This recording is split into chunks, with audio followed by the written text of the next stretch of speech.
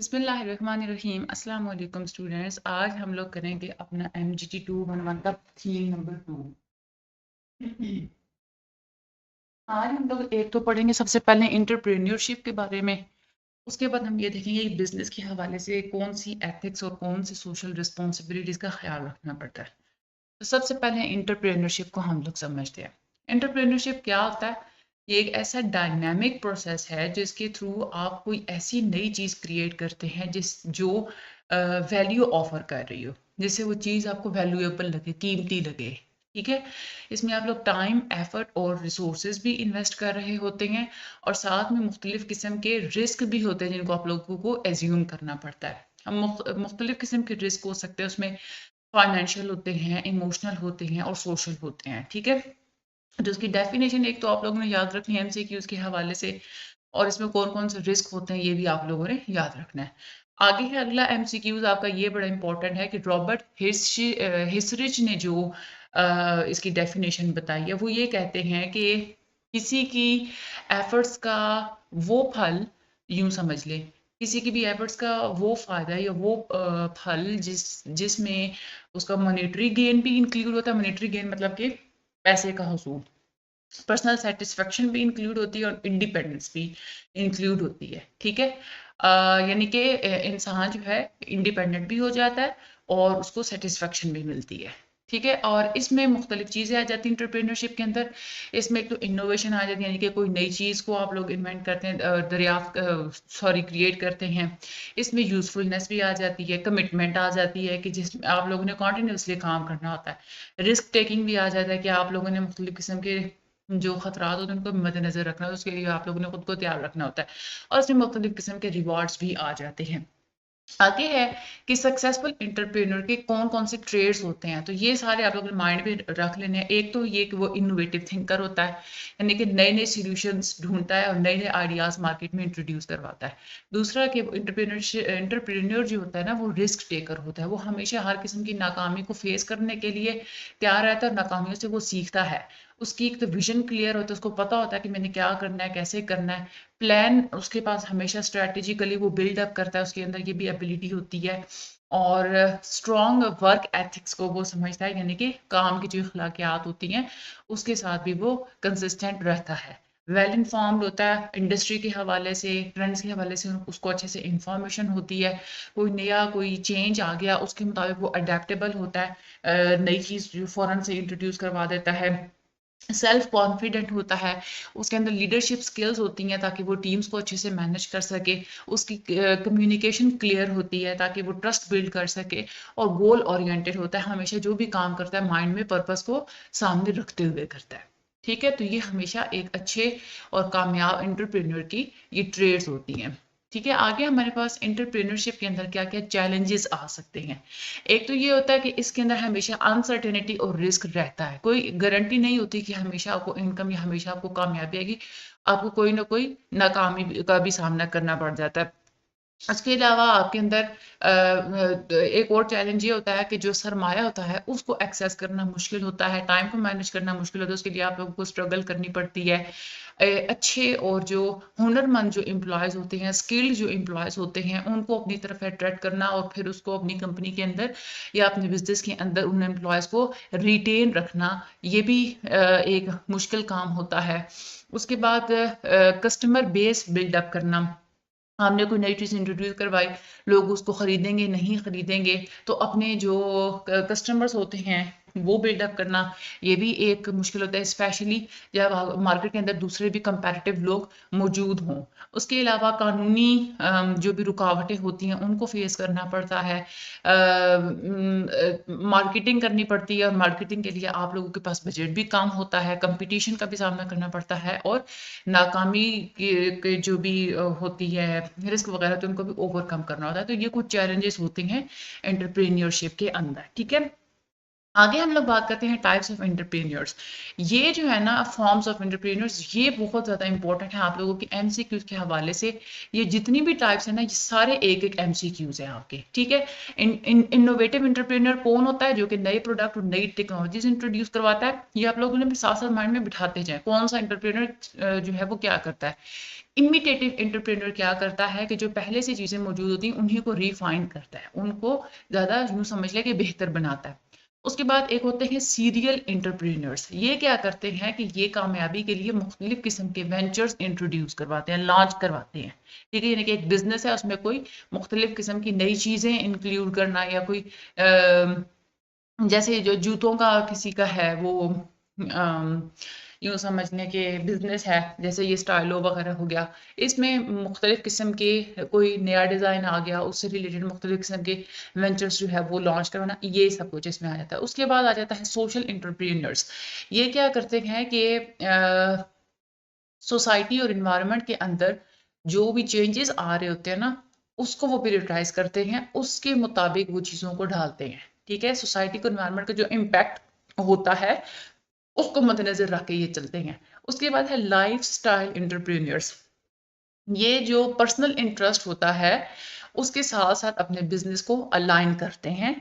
उसके बाद यानी कि लोगों का लाइफस्टाइल कैसा है, जैसे मिडिल क्लास है तो उनका लाइफस्टाइल कैसा है, उनके क्या इंटरेस्ट है, उसके मुताबिक वो अपने बिजनेस को जो है वो अलाइन करेंगे, अगर उनके प्रोडक्ट्स मिडिल क्लास लोगों के लिए हैं तो। उसके बाद है टेक्नोप्रेन्योर्स। ये क्या करते हैं कि ये एआई और सॉफ्टवेयर डेवलपमेंट जैसी जो फील्ड्स होती हैं उनको चलाते हैं। उसके बाद है स्मॉल बिजनेस एंटरप्रेन्योर्स। ये लोकल वेंचर्स पे जो है वो वगैरह करते हैं, स्टेबिलिटी लाना इनका काम होता है। स्केलेबल स्टार्टअप एंटरप्रेन्योर्स, ये फोकस करते हैं सरमाया इकट्ठा करना और ग्रोथ जो है ना उसको तेज करना, ठीक है। उसके बाद आ जाता है कॉर्पोरेट एंटरप्रेन्योर्स, जिनको हम लोग इंट्राप्रेन्योर्स भी बोलते हैं। ये क्या करते हैं, ये जो पहले से ऑर्गेनाइजेशंस इस्टेब्लिश हुई भी होती हैं उनके साथ ये इनोवेट करते हैं, ठीक है।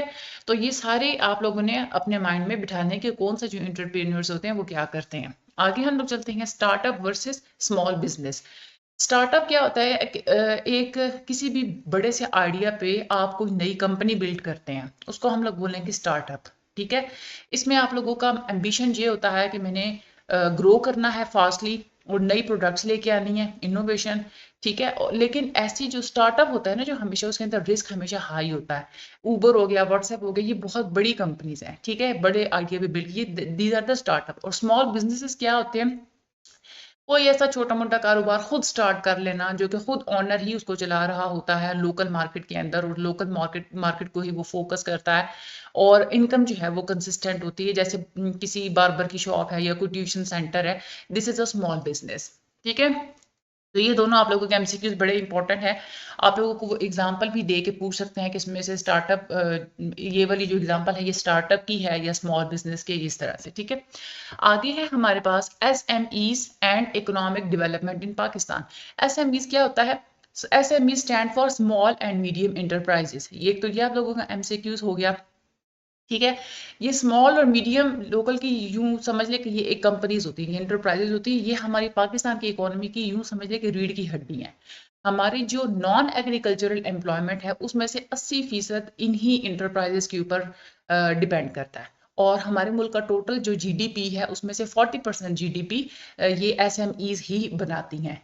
और हमारी जितनी भी चीज़ें बाहर एक्सपोर्ट हो रही होती हैं, एक्सपोर्ट को प्रमोट करना, टेक्सटाइल्स को प्रोड्यूस करना, खेलों का सामान बनाना, हाथ से बना हुआ सामान, ये सारी की सारी चीज़ें क्या करती हैं, ये एसएमईज ही बनाती हैं, और इन्हीं के थ्रू बाहर का जो फॉरेन रेवेन्यू होता है वो हमारे मुल्क में आता है।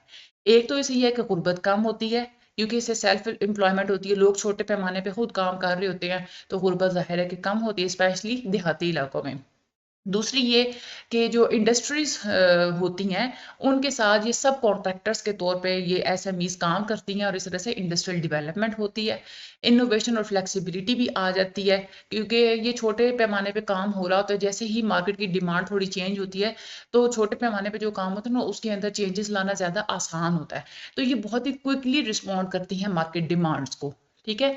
और दूसरी ये है कि रीजनल डेवलपमेंट भी होती है, यानी कि जिस इलाके में एसएमईज़ हैं जहाँ पे इस तरह से छोटे पैमाने पे काम किया जाता है, तो वहाँ से फिर क्या होगा, उस रीजन की डेवलपमेंट हुई तो लोगों को कमाने के लिए दूसरे अर्बन एरियाज़ में जो है वो माइग्रेट नहीं करना पड़ेगा, इस वजह से अर्बन माइग्रेशन भी कम होती है।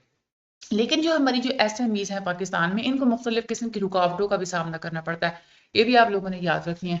इसमें क्या होता है कि एक तो फाइनेंस की कमी होती है इन लोगों के पास। इनके पास इतने वो ज़राए नहीं होते कि ये पैसे वो एक्सेस हासिल कर सकें। और लोन वगैरह हो गया, गवर्नमेंट की तरफ से अगर कोई सपोर्ट वगैरह होगी, फाइनेंशियल सपोर्ट, वो हासिल करना ये मुश्किल होता है। इंफ्रास्ट्रक्चर पुअर होता है, उनके पास टेक्नोलॉजी भी कोई अपडेटेड नहीं होती। अपने बिज़नेस को रेगुलेट करना, ये भी बर्डन इनको खुद ही उठाना पड़ता है। इंटरनेशनल मार्केट की तरफ इनकी रसाई भी बहुत ज़्यादा कम होती है। प्रोडक्शन बहुत कम होती है क्योंकि छोटे पैमाने पे काम हो रहा होता है, और जो मज़दूर होते हैं उनके अंदर स्किल्स गैप्स भी होते हैं, क्योंकि ज़ाहिर-सी बात है छोटे पैमाने पे काम हो रहा है, तो कंपनीज़ की तरह की कोई ट्रेनिंग नहीं दी जाती, जिसकी वज़ह से स्किल्स गैप्स होते हैं। आगे है हमारे पास, ये भी आप लोगों ने याद रखना है कि इसके कौन-कौन से बैरियर्स हैं। इसमें से हो सकता है कोई वो 3 जो है वो सॉरी इसमें से वो उठा के आप लोगों को दे देंगे, कोई एक आधा। आप लोगों को वो कह देंगे कि या 3 उठा के दे देंगे, और एक जो है वो कोई और स्टेटमेंट दे देंगे और कह देंगे कि all are the barriers facing SMEs in Pakistan except, इस तरह का ये एमसीक्यूज़ बन सकता है, ठीक है। आगे हमारे पास बिज़नेस फेलियर के क्या-क्या कॉजेज़ हैं।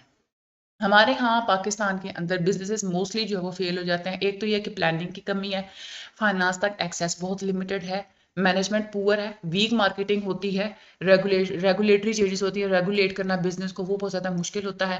हमारे यहाँ तो पॉलिटिकल इंस्टेबिलिटी ये सबसे ज़्यादा मसला है, पुअर इंफ्रास्ट्रक्चर है, इनोवेशन की भी कमी होती है, नई-नई चीज़ों को इंट्रोड्यूस करवाना, टेक्नोलॉजी नई लाना, ये भी बहुत ज़्यादा इसकी भी कमी होती है। रिकॉर्ड कीपिंग बहुत ज़्यादा वीक है, और जो हमारे जो लीगल फ्रेमवर्क्स हैं, कानूनी जो फ्रेमवर्क्स हैं, वो भी बहुत ज़्यादा वीक हैं, ठीक है। आगे हमारे पास prophet Muhammad peace be upon him as an entrepreneurial role model. नबी करीम सल्लल्लाहु अलैहि वसल्लम की अगर हम लोग सीरत मुबारक को अगर हम लोग स्टडी करें, तो उसमें हम लोगों को देखने को मिलता है कि एंटरप्रेन्योरशिप के अंदर कौन कौन सी एथिकल चीज़ों का हमें ख्याल रखना पड़ता है। इखलाकियात हमें बिजनेस से रिलेटेड सीरत में हमें देखने को मिलती हैं, ठीक है। नबी करीम सल्लल्लाहु अलैहि वसल्लम इवन के नबूवत से पहले भी बहुत ज़्यादा कामयाब ताजिर थे, पूरे पूरे काफिलों को वो मैनेज करते होते थे। हज़रत खदीजा के साथ उनका जो बिज़नेस था, उन्होंने बड़ी ईमानदारी से किया और डेडिकेशन के साथ किया। इनको अल अमीन यानी कि दयानतदार, यानी कि अमीन जो होता है ट्रस्ट वर्दी, ठीक है, इसके इनको लक़ब दिया गया था इनकी ईमानदारी की वजह से।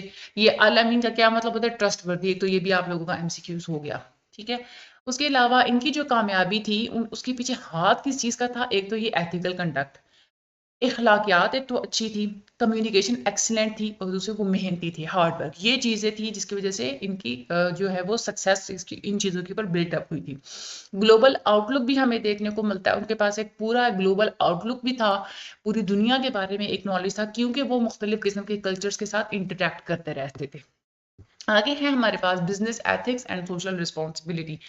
बिजनेस एथिक्स का क्या मतलब होता है? इखलाकी असूलों को अप्लाई करते हुए डिसीजंस वगैरह लेना, और कमर्शियल एक्टिविटीज़ में इखलाक को मद्देनज़र रखते हुए बिहेव करना। This is a business ethics, ठीक है। तो ये आप लोगों ने इसकी डेफिनेशन को अपने माइंड में रखना है, क्या चीज़ सही है, क्या चीज़ गलत है, इंसाफ क्या होता है, इंसाफ आपने कहाँ पे करना होता है, एडवर्टाइजिंग में, एम्प्लॉयज़ के साथ रिलेशनशिप बिल्ड करने में, माहौल की तरफ जो रिस्पॉन्सिबिलिटी होती है उसको मद्देनज़र रखते हुए, ये सारी चीज़ें बिजनेस एथिक्स के अंदर आ जाती हैं।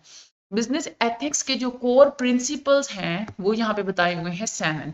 तो ये आप लोगों ने अपने माइंड में रखना है। सबसे पहला प्रिंसिपल आ जाता है ऑनेस्टी, यानी कि आप लोगों ने जब भी बात करनी है, जब भी डील करना है, तो ट्रुथफुल तरीके से करना है, झूठ का आप लोगों ने सहारा नहीं लेना।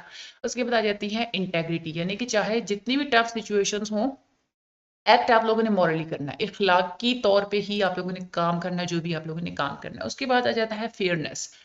फेयरनेस का क्या मतलब होता है? इंसाफ एक तरह से, या सबको एक जैसा ट्रीट करना। तो जितने भी स्टेक होल्डर्स हैं, जितने भी आप लोगों के साथ पार्टनर्स वगैरह हैं, सबको अच्छे से ट्रीट करना और एक जैसा ट्रीट करना, इंसाफ के मुताबिक ट्रीट करना। अकाउंटेबिलिटी, अपने जो भी आप लोगों ने एक्शंस लिए हैं उसको ओन करना, ये भी एक प्रिंसिपल है। उसके बाद आ जाता है रिस्पेक्ट, यानी कि हर किसी की जो इज्जत है, हर किसी के जो हकूक वगैरह हैं उनका एहतराम करना। ट्रांसपेरेंसी, आपने जब भी कोई रिपोर्ट वगैरह बनानी है या किसी को कोई भी आप लोगों ने चीज़ बतानी है तो सच बताना है और क्लियर बताना है, दैट इज़ अ ट्रांसपेरेंसी। उसके बाद आ जाती है लॉयलिटी, क्लाइंट्स और एम्प्लॉयज़ के साथ फेथफुल रहना, दैट इज़ अ लॉयलिटी। तो कौन सी चीज़ क्या होती है, ये एक तरह से छोटी-छोटी सी डेफिनेशंस हैं एमसीक्यूज़ के हवाले से, ये भी आप लोगों ने माइंड, वैसे तो ये आप लोगों को वैसे भी पता होगा, इतनी तो इंग्लिश सबको आती है, इससे रिलेटेड वैसे भी कोई एमसीक्यूज़ आ जाए तो आप लोग वो ईज़िली कर लेंगे, ठीक है? एथिकल बिज़नेसेस से क्या होता है कि एक तो आप लोग ट्रस्ट अर्न कर सकते हैं, आपकी ब्रांड की रेपुटेशन इम्प्रूव हो जाती है, जो भी लीगल रिस्क होते हैं, कानूनी तौर पे जितने भी खतरात होते हैं, ज़ाहिर है वो भी, उससे भी आप लोग बच सकते हैं। और वर्क प्लेस का जो कल्चर होता है वो भी आप लोग पॉजिटिव क्रिएट कर सकते हैं। तो ये सारी चीज़ें लॉन्ग टर्म कामयाबी के लिए बहुत ज़्यादा ज़रूरी होती हैं।